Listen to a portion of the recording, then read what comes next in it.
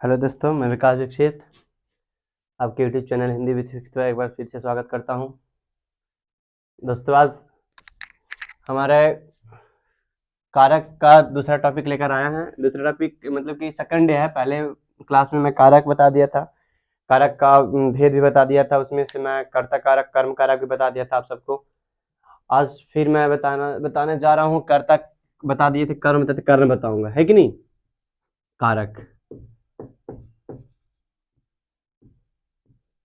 कारक देखिए, कारक में बता दे, एक बार रिपीट कर देता हूँ कि कारक क्या बताता है। वाक्य में आए हुए संज्ञा सर्वनाम शब्द के साथ वाक्य में अन्य संज्ञा सर्वनाम शब्द या फिर क्रिया के साथ क्या करता है, संबंध को जोड़ता है। ये कारक का परिभाषा बताए थे, है कि नहीं।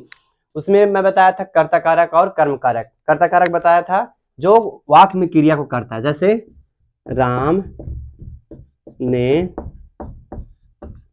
रावण को मारा, राम ने रावण को मारा, लेकिन इसमें कर्ता कारक कौन हो जाएगा, राम हो जाएगा। कौन हो जाएगा, राम, क्योंकि इसमें करना, ये मतलब क्रिया कौन है, मारना। क्रिया कौन है, मारना। और ये जो मारने का काम कर रहा है, कौन कर रहा है, मारने का काम राम कर रहा है। यानी कि क्या बताए थे, वाक्य में जो क्रिया को करता है, यानी कि वैसा शब्द जो वाक्य में आए हुए क्रिया को करता है ना, वो कैसा कारक होता है, कर्ता कारक। कर्ता कारक के विभक्ति चिन्ह क्या बताए थे, ने बताए थे, है ना। फिर कर्म कारक बताए थे, क्रिया का फल जिस पे शब्द पर पड़ता है, यानी कि क्रिया का फल जिस शब्द पे पड़ता है, यानी कि मारना किस पे पड़ेगा, रावण पे। राम तीर मारेगा तो किसको लगेगा, जाके रावण को लगेगा। तो जो कुछ फल मिलेगा किस पे मिलेगा, रावण पे मिलेगा। किस पे, रावण पे मिलेगा। इसको क्या बताए थे हम, कर्म कारक बताए थे। कैसा कारक, कर्म कारक। इसी की अब आगे हम लोग पढ़ेंगे आज करण कारक। कैसा कारक पढ़ेंगे, करण कारक, करण कारक। इसका विभक्ति चिन्ह होता है से के द्वारा, विभक्ति चिन्ह से या तो फिर के द्वारा, है कि नहीं। इसका विभक्ति चिन्ह दो होता है, से या तो फिर के द्वारा। करण कारक से या तो फिर के द्वारा, ठीक तो है। ओ सॉरी, करण कारक है ना, से या के द्वारा। परिभाषा में लिख सकते हैं, वैसा शब्द जिसके द्वारा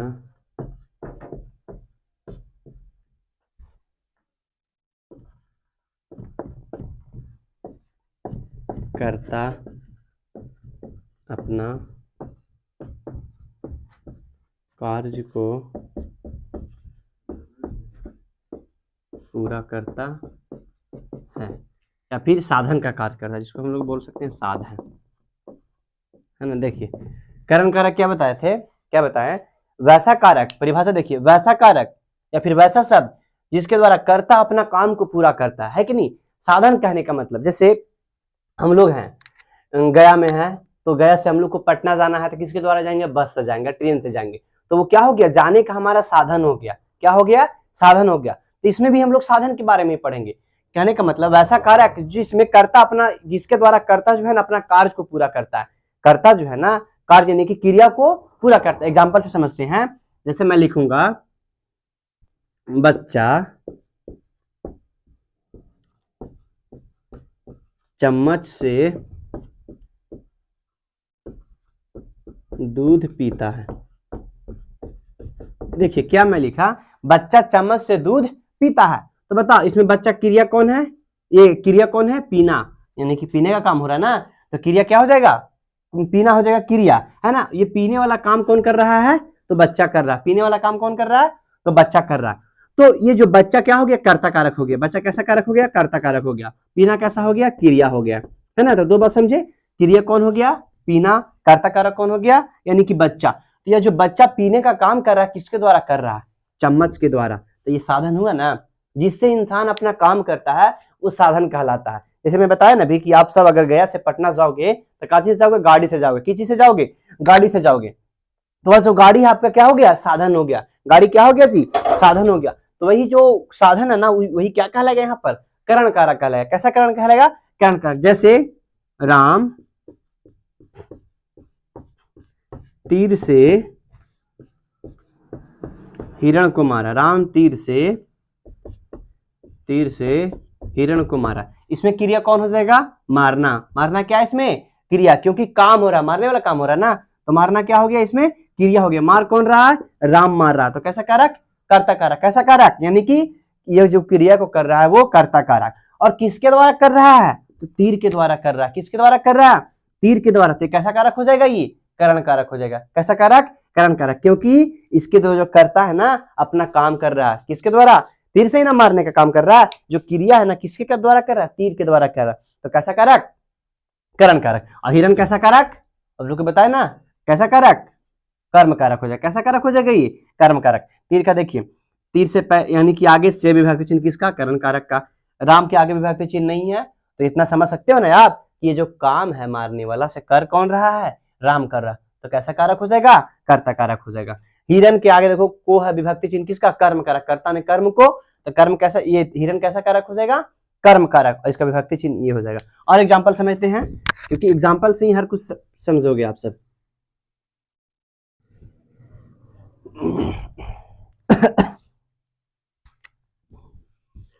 लिखते हैं, बच्चे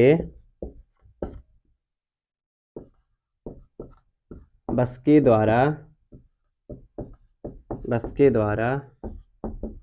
स्कूल गए, बच्चे बस के द्वारा स्कूल गए।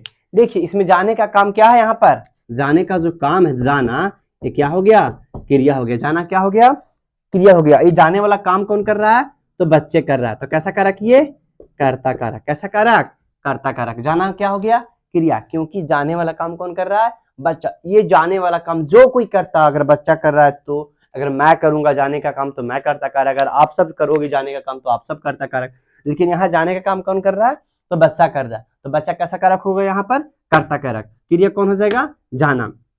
लेकिन यहाँ देखिए कि जो जाने का काम कर रहा है, स्कूल जा रहा है ना, तो स्कूल जाने का जो काम कर रहा है किस चीज के द्वारा कर रहा है, कुछ साधन होगा ना, तो किसके द्वारा जा कर रहा है, ये बस के द्वारा कर रहा है, किसके द्वारा, बस के द्वारा, और के द्वारा विभक्ति चिन्ह है कि नहीं, करण कारक का से और के द्वारा दोनों साधन है कि नहीं। तो देखिए ये जो बच्चा जो स्कूल जाने का काम कर रहा है किसके द्वारा कर रहा है, बस के द्वारा, तो बस कैसा करण कारक, कैसे करण कारक हो जाएगा, कैसा कारक, करण कारक। और एग्जाम्पल देखते हैं, आप सब कलम से लिखते हो, आप सब कलम से लिखते हो। देखिए इसमें लिखने का काम किस चीज से हो रहा है, तो कलम से हो रहा है।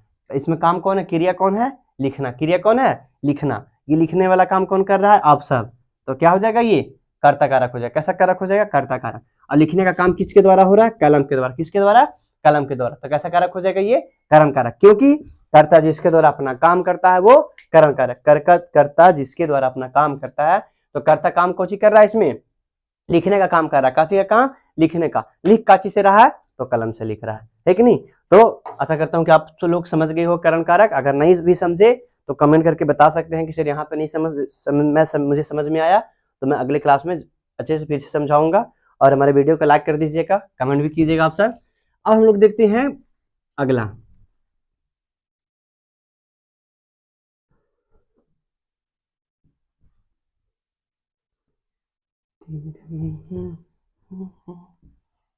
देखिए कर्ता ने कर्म को करण से, संप्रदान को के लिए, संप्रदान को के लिए, संप्रदान का देखते हैं, संप्रदान कारक, इसका विभक्ति चिन्ह क्या हो जाएगा, को के लिए, को या तो फिर के लिए, है कि नहीं। इसमें भी दो विभक्ति चिन्ह होता है ना, आप लोग याद किए थे ना, पिछले बार लिखा था कर्ता ने कर्म को करण से के द्वारा अपदान को के लिए, संप्रदान को के लिए अपदान से, है कि नहीं। तो संप्रदान को के लिए इसमें पढ़ेंगे, वाक्य में जिसके लिए कुछ किया जाए, कुछ किया जाए या कुछ दिया जाए, कुछ दिया जाए तो संप्रदान कारक कहलाता है।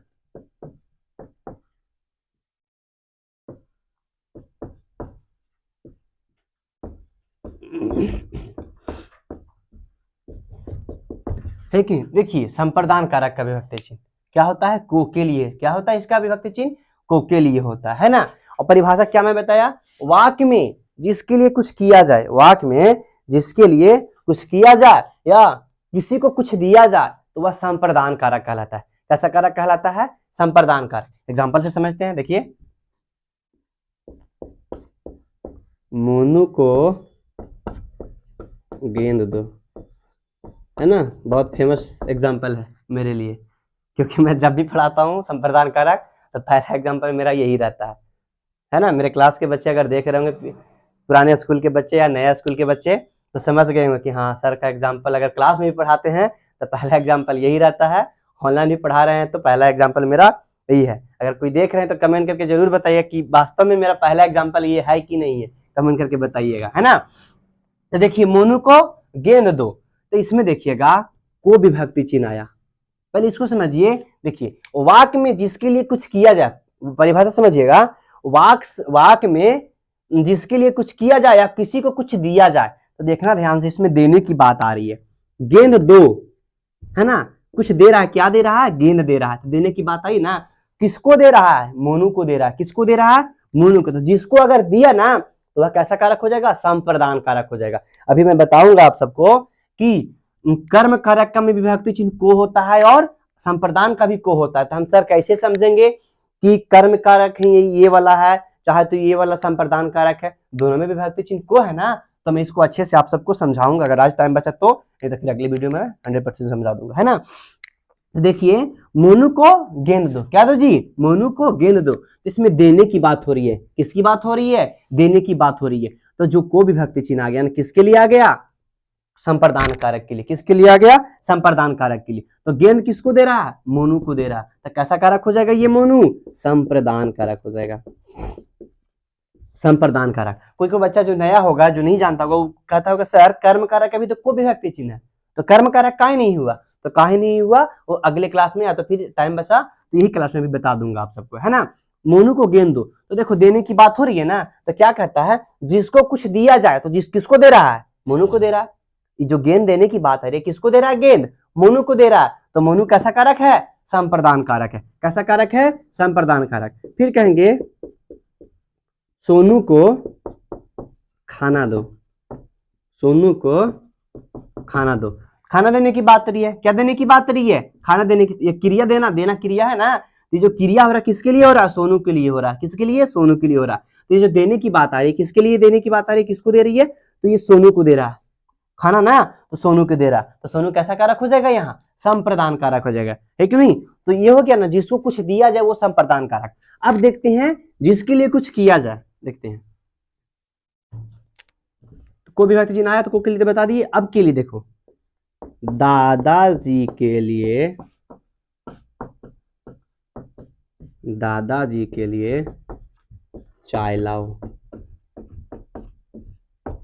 देखिए दादाजी के लिए चाय लाओ। अब ये वाला बात पढ़िए, वाक्य में जिसके लिए कुछ किया जाए, तो लाने की काम ला रहे हैं, तो काम कर रहे हैं ना। तो किसके लिए ला रहे हैं, दादाजी के लिए ला रहे हैं। तो क्या कह रहा है, वाक्य में जिसके लिए कुछ किया जाए वह कैसा कारक होता है, संप्रदान कारक होता है। कैसा कारक होता है, संप्रदान कारक। तो जो लाने वाला जो काम हो रहा है दादाजी के लिए, जो चाय लाने वाला जो काम हो रहा है किसके लिए हो रहा है, दादाजी के लिए हो रहा है। किसके लिए हो रहा है, दादाजी के लिए हो रहा है। तो दादाजी कैसा कारक हो जाएगा, संप्रदान कारक हो जाएगा। कैसा कारक, संप्रदान कारक हो जाएगा, है ना। तो वही कह रहा ना कि वाक्य में जिसके लिए कुछ किया जाए, वाक्य में जिसके लिए कुछ किया जाए, तो ये जो वाक्य में जो लाने का जो काम कर रहे हैं, चाय लाने का काम कर रहे हैं, किसके लिए कर रहे हैं हम, दादाजी के लिए कर रहे हैं। तो वाक्य में जिसके लिए कुछ किया जाए वह कैसा कारक, संप्रदान कारक। तो जो लाने का जो काम कर रहे हैं किसके लिए, दादाजी के लिए कर रहे हैं, संप्रदान कारक हो जाएगा। जैसे के लिए भी देखो विभक्ति चिन्ह यहाँ पर है, के लिए यहाँ पर है, वे किया, है ना। फिर बोलेंगे पापा के लिए खाना लाओ, पापा के लिए खाना लाओ। देखो इसमें खाना लाने की काम हो रहा है, क्या हो रहा है काम, इसमें खाना लाने की काम हो रहा है। तो किसके लिए, पापा के लिए हो रहा है। किसके लिए जी, पापा के लिए। तो पापा कैसा कारक हो जाएगा, संप्रदान कारक हो जाएगा। कैसा कारक हो जाएगा, संप्रदान कारक। तो यही समझना था कि संप्रदान कारक में वाक्य में अगर किसी के लिए कुछ किया जाए तो वह संप्रदान कारक, और अगर किसी को कुछ दिया जाए तो भी संप्रदान कारक। अगर किसी को कुछ देने की बात आया तो उसके लिए को विभक्ति चिन्ह का प्रयोग करेंगे हम लोग। जैसे मोनू को गेंद दो, मोनू को गेंद, तो देने की बात कर रहे हैं ना, तो किसका कौन सा कारक विभक्ति चिन्ह? संप्रदान कारक का को विभक्ति चिन्ह। लेकिन अगर किसी के लिए कुछ कर रहे हैं, जैसे पापा के लिए खाना ला, तो काम कर रहे हैं उनके लिए ना, तो ये के लिए प्रयोग करेंगे विभक्ति चिन्ह। और दोनों केस में विभक्ति चिन्ह जो है ना संप्रदान कारक कहीं बोलेंगे, को रहे या तो फिर के रहे, दोनों क्या बोलेंगे हम लोग? संप्रदान कारक, है कि नहीं? इतना अगर नहीं समझे तो कमेंट कीजिएगा। अब देख लेते हैं टाइम कितना मिनट का हुआ है, ज्यादा लंबा वीडियो भी अच्छा नहीं है। तो ज्यादा लंबा हो गया वीडियो, तो अगले क्लास में बताऊंगा कि को, देखिए बताता हूं, जो कर्म कारक का विभक्ति चिन्ह आया ना, को, कर्ता ने कर्म को, इसके लिए भी को आ रहा है, और संप्रदान के लिए भी क्या आ रहा है? को आ रहा है। तो कब हम लोग को पहचानेंगे संप्रदान कारक है, कब पहचानेंगे कि ये कर्म कारक है, तो अगली क्लास में मैं बताऊंगा आप सबको। और हमारे चैनल को सपोर्ट करने के लिए आप सबको धन्यवाद देना चाहता हूं फिर से एक बार, क्योंकि आप सबकी दुआ की वजह से हमारा चैनल बहुत अच्छा से काम कर रहा है, ग्रो भी कर रहा है। आप लोग इसी तरह हमारी वीडियो पे प्यार बनाते रहिए और लाइक एंड कमेंट करते रहिए और शेयर भी कीजिए हमारे वीडियो को। अब बगल में जो सब्सक्राइब का बटन है वो जरूर प्रेस कीजिएगा, क्योंकि आप लोग अगर हमारे चैनल को सपोर्ट करते हो तो मेरा मोटिवेशन भी कुछ लेवल का हो जाता है। इसी तरह से प्यार बनाए रखिए। Thank you. जय हिंद।